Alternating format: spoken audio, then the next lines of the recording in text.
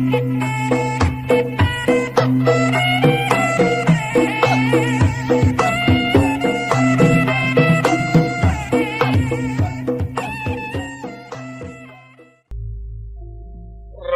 Jaladara ngandika kawedaling lisan mekaten pengandikanipun. Duduh teuing Sang Nalendra Prajang Nagara Astina. Wilujeng sumping kase. Inodama kaulanun eyang wayah dalam perkesit nampi kana pembagi kelayan ngahaturkeun semasungkem kuhunyuk panjenengan eyang Resi.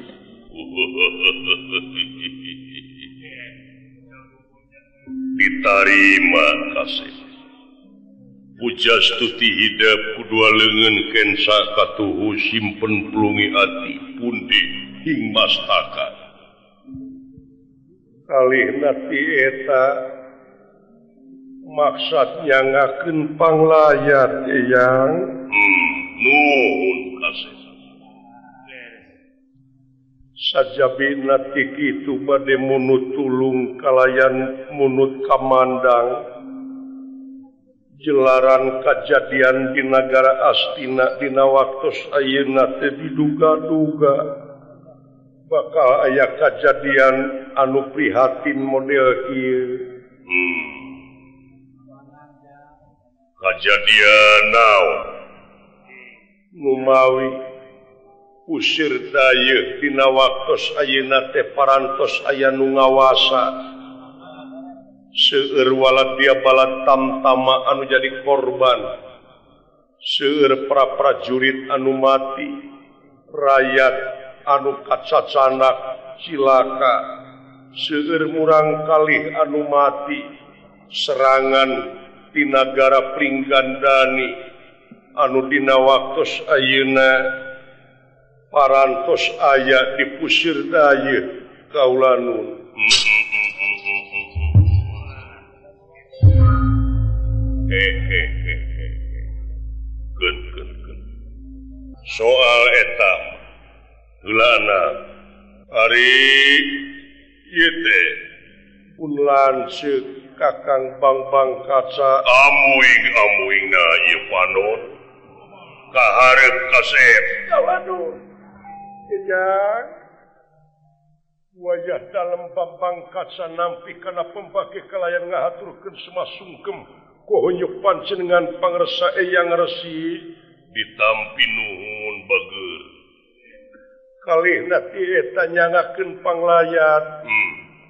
Oge guningakeun sakumaha nu parantos disaurkeun ku pun adi neme kejadian di pusir dayeuh dina waktos ayeuna.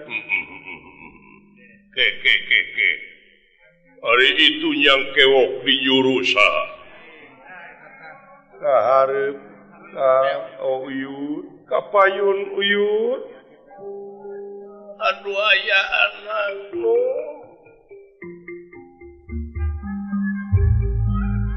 Amoy.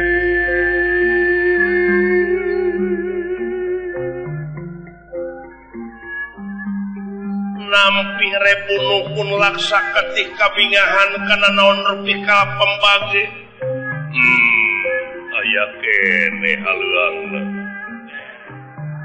Talayan unyuk sumangah ngahaturkeun semasungkem kuhunyuk panjenengan juragan sepuh nu ditarima. Kalih nati eta pilih kirang tata kirang titih duduga priyoga cologok sareng sajabina.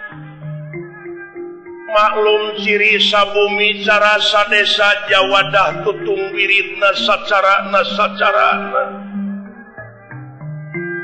Pilih aya cara nu kacanak di desa nu kabantun di kampung nu kajingjing di pakemitan pilihan teu sapuk sareng mamanahan. Maklum anu disukunkeun kaulanun juragan sepuh.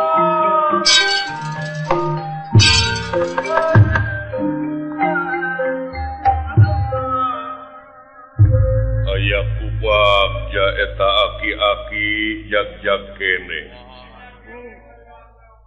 Nah, dasar sakapeung sok diganyal kulit panon teh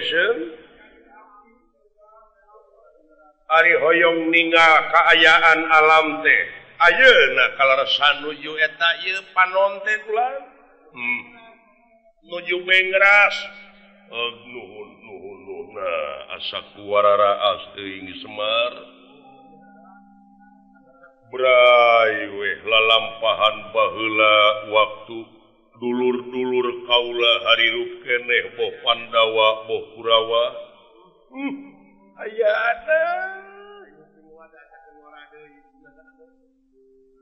tapi dina waktu ayeuna nyaeta kaganti ku incu deudeuh kasep keun soal kajadian dan di dunia dan di alam rame tetap kejadian mah boh hade boh goreng bakal aya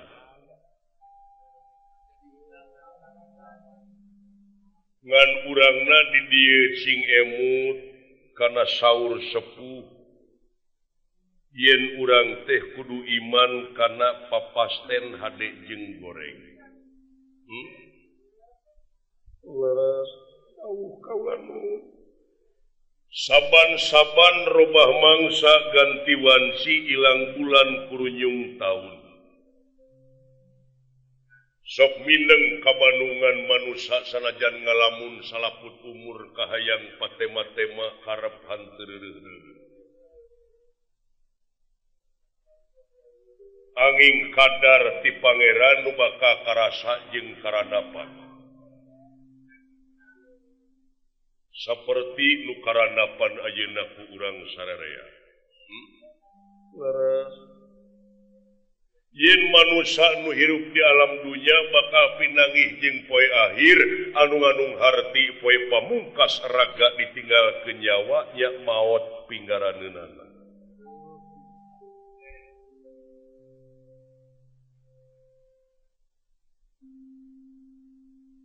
Tapi meureun di dieu urang sararea da puguh tadina oge urang teh teu niat teu hayang teu mung gubragna ka alam dunya tapi ku ayana kersa jeung pangawasaan jeuna urang digelarkeun ka alam dunya kalayan disebutna ge manusia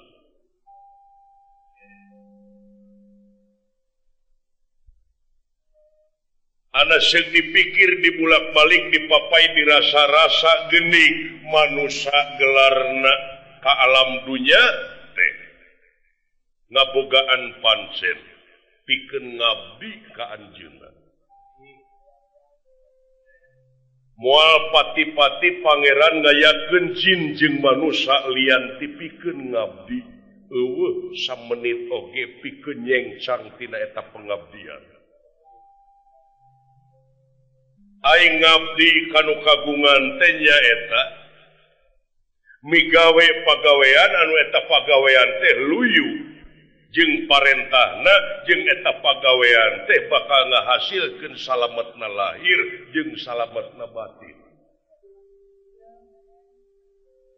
saha nu embung ngan jigana ku ayana loba nu cilaka jeung sagala rupa teh eta mah bongan bangkong kacai teu dimandikeun bongan hirup bararohong pasini teu dijadikeun teu sadar dirina teh yen manusia malahan lamun ditinggal ku kacamata batin mana sabenerna manusia teh da anu katempo jeung katinggal ku eyang mah ngan ukur panona, ceulina, irungna, cinekna, wujudna, ari manusana mana. Sadaya-daya nyangakeun pulang. Ngan manusia teh karek tanggih jeung cirina, ai cirina manusia teh nyaeta anu daek ngawurukan jeung daek diwurukan. Lamun manusia geus mung ngawurukan jeung mung diwurukan, jeung pangeran laleur. Nu matak paehna teh di mana we? Aya nu ditepak, aya nu ditengarkeun, aya nu dielem. Malahan eyang sakapun sok muring ka puluh-puluh mangi hiji katerangan dawuhan pangeran, ya dunya. Hei dunya gitu. Ya dunya gerak perbudak ku maneh eta jalma-jalma anu sujud ka maneh nyatana kana dunya. Kaduana ya dunya gerak sujud maneh ka manusia anu eta manusia teh salilana bakti ka kami. Dauh kawangu. Jadi yakin dunya bakal sujud lamun anjeun henteu nyengsang tina eta pengabdian. Kawangu. Yen sakapeung mah ada di pikiran urang teh sabenerna mah pinuh ku dosa, loba teuing ningali urusan dunya, teu mikiran soal akhirat. Malahan ceuk hiji kolot mah nyaritakeun ke tanda-tanda kiamat teh di mana geus aya dajjal di belah kaler anu panonna ngan hiji. Malahan ceuk hiji kolot mah nyaritakeun ke tanda-tanda kiamat teh di mana-mana panon poe geus bijil di belah kulon. Eta tanda-tanda kiamat. Tanda-tanda kahancuran. Dawuh kaula nu imbalan naon teh maksudna? Ai dajjal teh tadi geus dicaritakeun anu mikiran soal dunya wungkul tanpa mikiran kana pangbalikanana eta ti belah kaler. Pikir we panonangan hiji paningali nangan kana dunya wungkul anu idealis teh panon poe bijieuna ti belah kulon ayeuna mangsana ai panon poe teh kahirupan. Lamun kahirupan bangsa urang geus nyeredkeun ka urang kulon, geus sumener ka urang kulon, budayana geus budaya urang kulon, tah didinya kaancuran ieu negara. Nanakeun jati diri urang geus laleungitan, hartina jati geus kasilih ku junti. Geus poho kana akar-akar budaya. Aduh, aya gamarkeun ripuhna wala dia bala tamtama jeung kolot-kolot anjeun dina nying hareupan Bratayuda baheula. Dulur lapur baraya beak pamili leungit pencakaking masing pati rakyat kabeh tunggara leutik eta Bratayuda leutik. Tapi aya nu leuwih gede tibatan Bratayuda nyaeta merangan hawa nafsu nu kauger kawengku ku dada anjeun. Jauh kaula nu eta nu leuwih rongkah.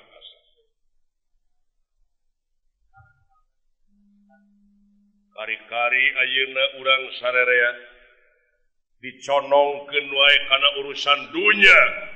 Jiwa raga kabeh hampir diwakafkeun kana dunya. Anu temahna urang sararea teh keur diperbudak ku urusan dunya. Lain ulah dudunya. Empek dunya mah teangan cing saperti urang hirup rek ribuan taun ngan cing inget maneh bakal pae. Bakal ngahiang anjeun. Ngan jigana jarang anu ngahiang mah lolobana anu ngahiung kaituna. Nyaeta kaseret ku kapanasaran cicing di alam marakayangan ku bumi henteu ditampi ku jagat teu ditarima komo lamun kudu kawasa.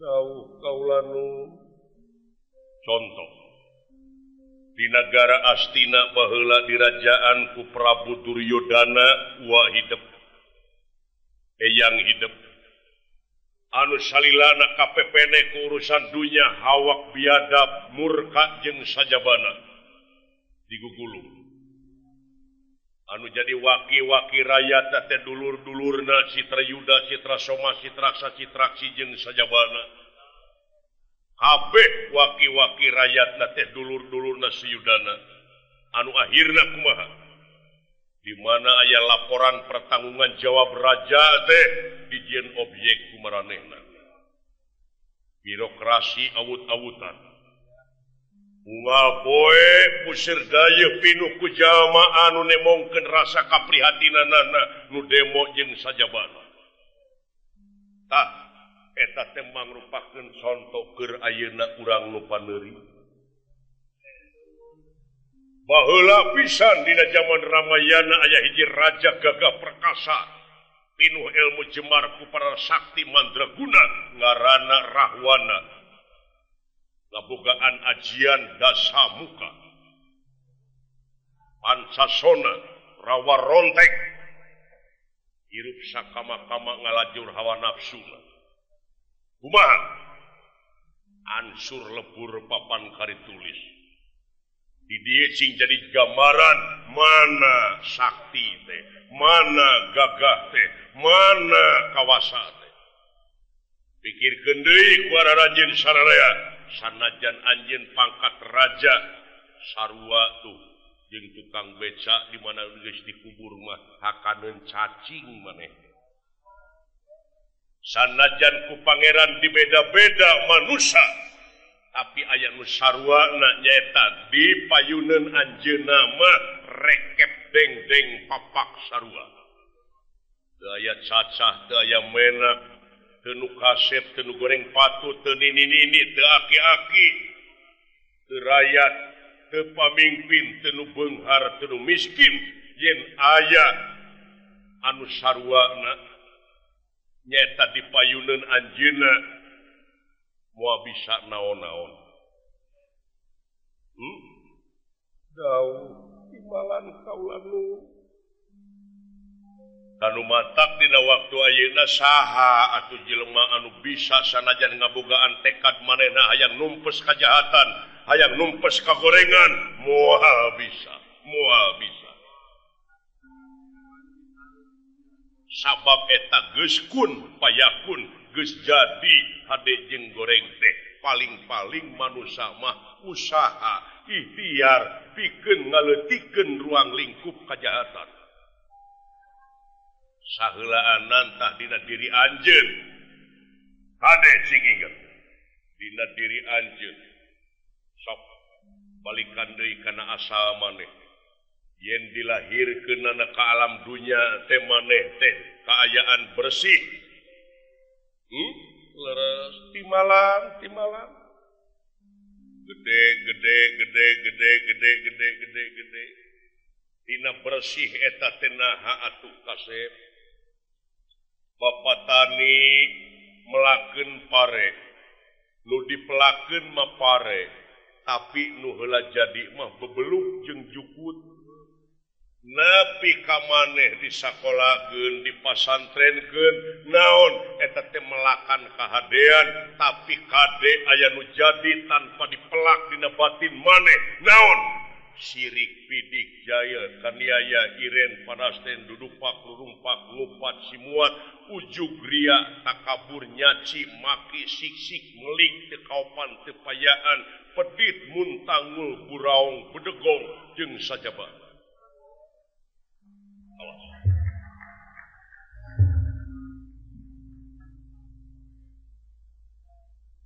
lamun bapak tani ayeuna ngantep eta jukut di sawah malahan eta jukut teh ngagedeanana leuwih tinu dipelak ari dibabad geus gede da kababad nu dipelakna jeung moal ngahasilkeun da kahakan kudu teu dipelak teh inget eta anu leuwih berat teh merangan teh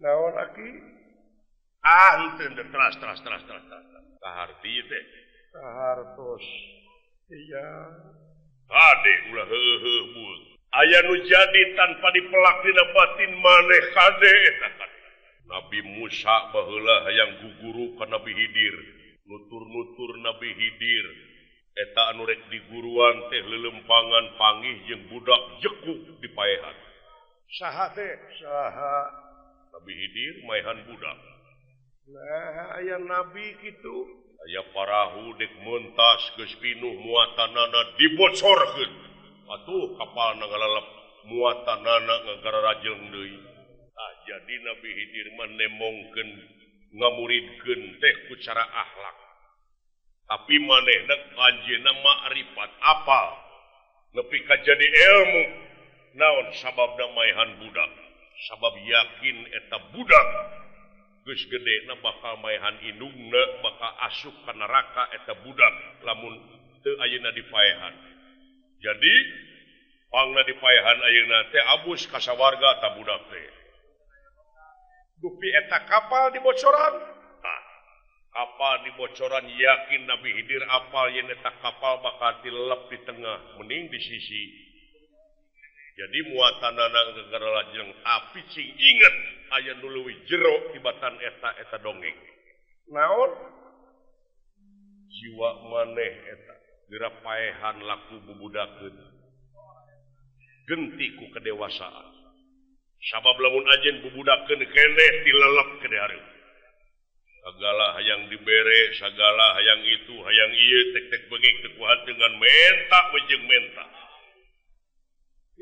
kapan aya dina kateranganana naon ujuni astajib lakum prak anjeun geura menta ka kami eta teh doa teh doaan yad'u ud'u di dinya ulah bi mana menta tapi bi mana pengabdian tinggal di dina Fatihah memeh wa ieu kana stain naon heula ieu kana budu pengabdian heula atuh pengabdian heula ngan dina eta pengabdian teh nyaeta mangrupakeun hiji perjuangan dina jero perjuangan aya pengorbanan di jero pengorbanan aya ridho jeung ikhlas di jero ridho jeung ikhlas aya karena Allah oh eta nya dawuh kaulanu hiji geura paehan laku bubudakeun dina diri anjeun kadua paehan memperbudak ka batur katilu ulah diperbudak maneh ku hawa nafsu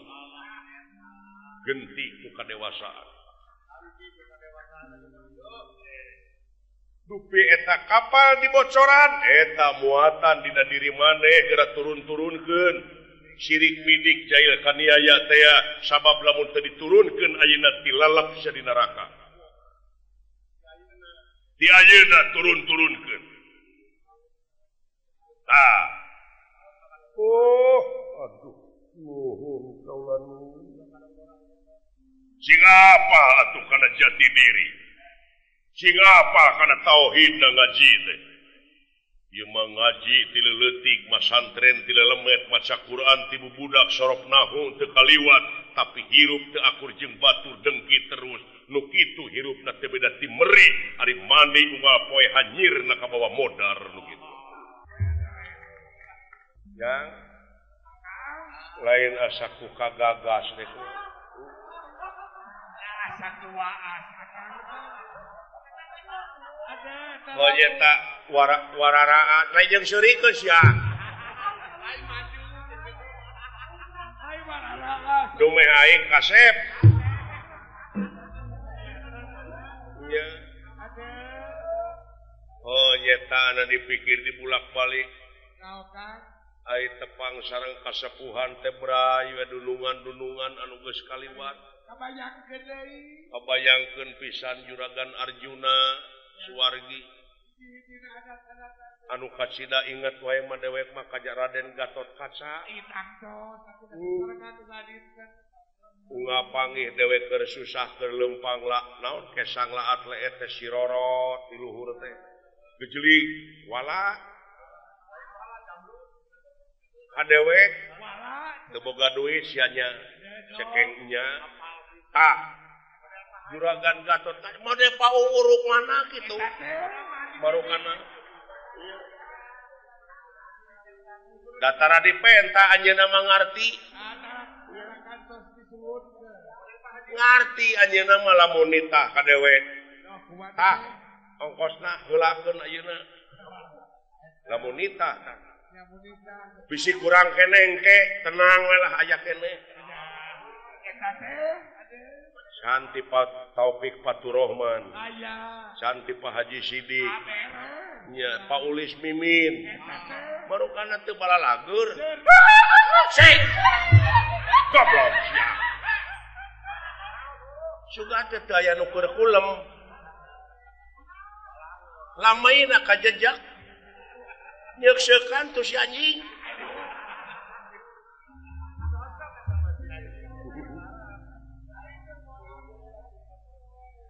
Aing keur nunutan mending ngagebek.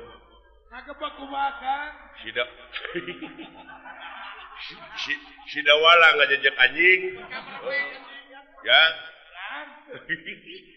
Geus jadi aki eta teh aing jeung. Rada bongkok Oh nyata atuh. Dikeresakeun ayeuna geus Raja Astina teh euy. Geus Raden Prabu Perkesit. Padahal saya inget dewek mah Perkesit mah dangaran genot anu harerang teh gini. Perkesit teh ngaranna. Ya. Aya nu nyerang ku Sirdayeuh euy. Waduh, di negara Pringgandani turunan Purbakesa teh. Nyaeta Prabu Purbanala anu jadi korban teh ayeuna geus jadi tawanan teh di Sirdayeuh Raden Nagawarcita. Raden Nagawarcita ayeuna teh euy beunang. Terus aya korban kan? Ditawan jadi tahanan. Putrana Juragan Antarja Suwargi. Oh. Terus putrana Jayarata nyata Raden Sencamuka. Teuing kumaha nasibna eta deui. Aduh, untung deh ka jalan tukang sareng Gusti Prabu kana kareta ka dieu. Lain dina harti kabur sieun dina perang. Ngan ieu mah usaha kumaha carana atawa jalan kaluarna neangan solusi teh engke. Oh. Untung ka dieu deuleu. Naon ka dieu kan? Nyata ka juragan kasepuhan ka dieu. Juragan Baladewa ena tos kitu. Wah, itu geuning tos barodas kan. Baheula mah tak keur ngorok, wah lumpang na ge. Ayeuna nya ka teh pot. Sageun mane euy. Padewe ku kawas padana setia kitu tah. Sageun mane euy. Wah, ti popolotot. Leuheung ti popolotot teh bari jeung bager da pedit manehna mah teh.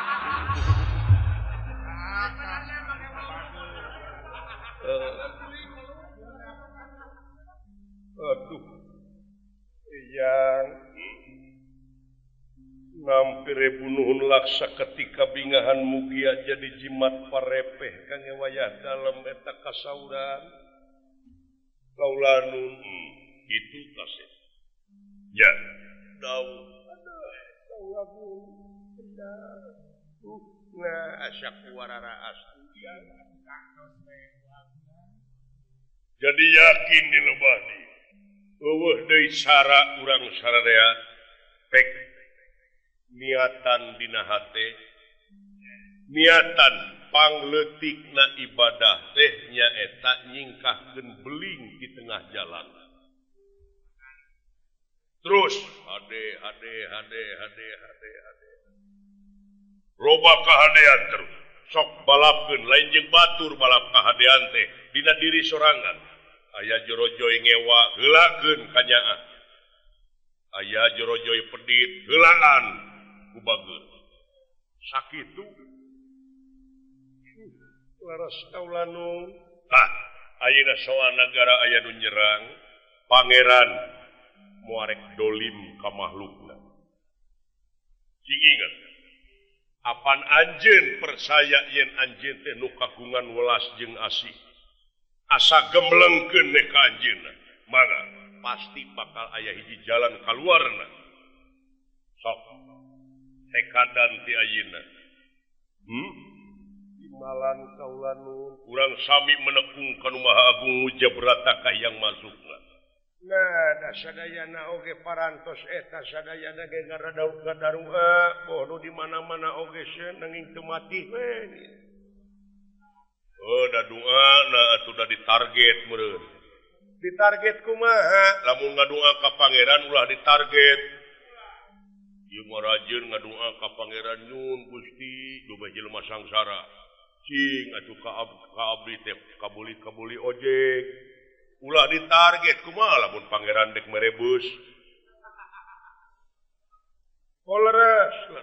Ulah nganggap bodoh teuing ka pangeran. Ya, timalan. Meureun eta teh doana melaksugan di tanah lamun disebor mudah-mudahan buahna teh buah teuing. Ya. Rupina da teu nyaho meureun. Kaulan sok. Mimitian. Ceuk kacamata agama inamal amalu biniat satemena ari amal-amalan teh kumaha niat. Ya. Niatna ngabdi ka anjeunna. Niatna dek melaan negara jeung bangsa. Niat tarek nangtukeun adil jeung bener. Iraku pangeran teu ngaijabah. Sabab anjeunna maha dina sagalana. Kudu apa frekuensina atuh.